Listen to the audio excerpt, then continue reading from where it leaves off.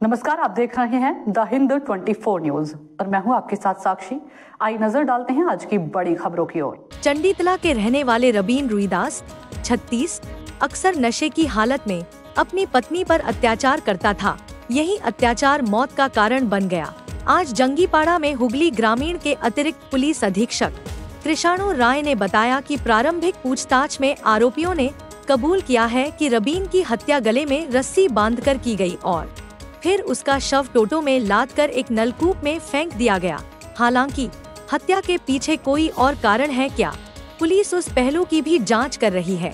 ASP कृष्णाणु राय ने बताया कि रबीन रुईदास की गुमशुदगी की शिकायत 13 मई को की गई थी। इसके बाद 22 जून को मृतक के बड़े भाई बाबलू रुईदास ने जंगीपाड़ा थाने में एक विस्तृत शिकायत दर्ज कराई, जिसमें आरोप लगाया गया कि रबीन को उसकी पत्नी और ससुराल वालों ने मिलकर हत्या कर दी है और कहीं शव को फेंक दिया है। शिकायत के आधार पर पुलिस ने मामला दर्ज कर सभी संदिग्धों से पूछताछ शुरू की। पूछताछ के दौरान 22 जून को आरोपियों ने हत्या की बात स्वीकार कर ली, जिसके बाद उन्हें गिरफ्तार कर लिया गया। उनकी निशानदेही पर रविवार देर रात एक नलकूप से शव बरामद किया गया, जिसे मजिस्ट्रेट की मौजूदगी में बाहर निकाला गया। पुलिस अधिकारी ने यह भी बताया कि शव को पोस्टमार्टम के लिए भेजा गया है। साथ ही शव की पहचान की पुष्टि और कानूनी सबूत के लिए डीएनए जांच भी करवाई जाएगी।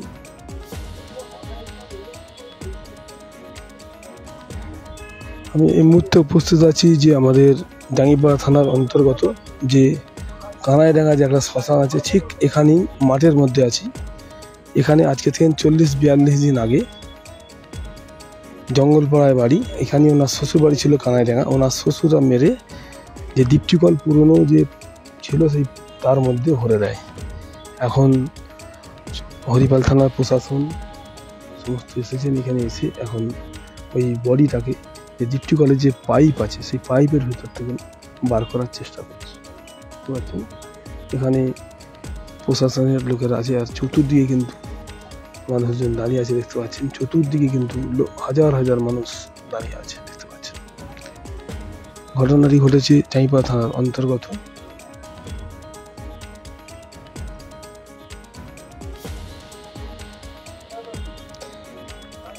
এই ঘটনা কেন্দ্র করে দাদা কি বলবেন? এই ঘটনা হয়েছে মোটামুটি কতদিন হবে?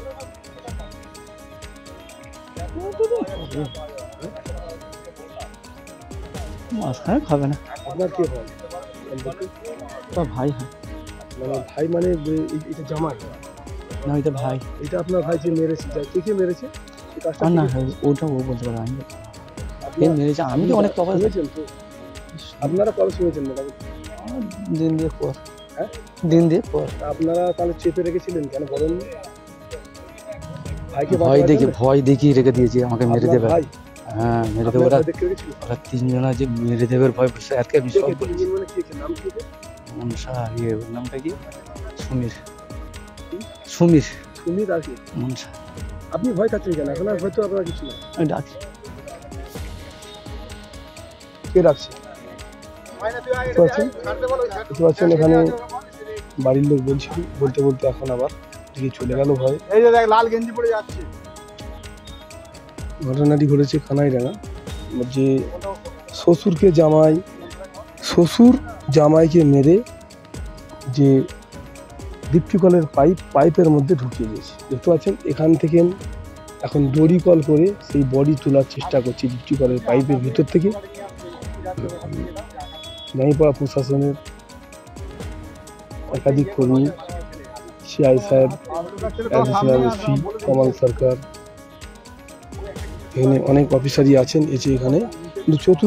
ডেকেছি সেটা হলো গত 13/5/2025 আমাদের দীপা রুইদাস পাড়া, এখানে রবীন রুইদাস বলে একজন ভদ্রলোক, যার বয়স হচ্ছে 36 বছর, তিনি নিখোঁজ হন। এবং নিখোঁজ হওয়ার পরে আমাদের চণ্ডীতলা থানায় একটি জিডি হয়, জিডি নম্বর 925। এবং এই মিসিং জিডির বেসিসে আমরা বিভিন্ন জায়গায় ইনকোয়ারি করি, কোথায় যেতে পারে খোঁজখবর লাগাতে থাকি। বিভিন্ন যে সমস্ত সূত্রগুলো আছে সেই সূত্রগুলো আমরা খোঁজার চেষ্টা করি যে উনি মিসিং হয়ে কোথায় গেছেন। কিন্তু গত 21 তারিখে 21/6/2025 তারিখে যিনি মিসিং হয়েছিলেন রবিন রুইদাস, তার দাদা, তার নাম হচ্ছে বাবলু রুইদাস, উনি থানায় এসে একটি কমপ্লেন করেন যে রবিন রুইদাসের স্ত্রী এবং তার বাড়ির লোকজন তাকে মেরে কোথাও একটি অজ্ঞাত জায়গায় ফেলে দিয়েছে। এই কেসটা হয়েছিল 21 তারিখে এসেছিলেন, ঠিক আছে। 21 তারিখে উনি কমপ্লেনটা করেন এবং সেই কেসের অভিযোগের ভিত্তিতে আমরা জাঙ্গিপাড়া থানায় একটি কেস করি।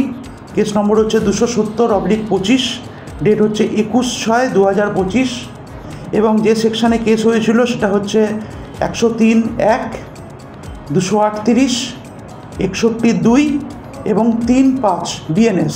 এই সেকশানে আমরা একটি কেস রুজু করি এবং এই কেসে যাদের যাদের নামে অভিযোগ ছিল তাদের আমরা থানায় ডেকে জিজ্ঞাসাবাদ শুরু করি।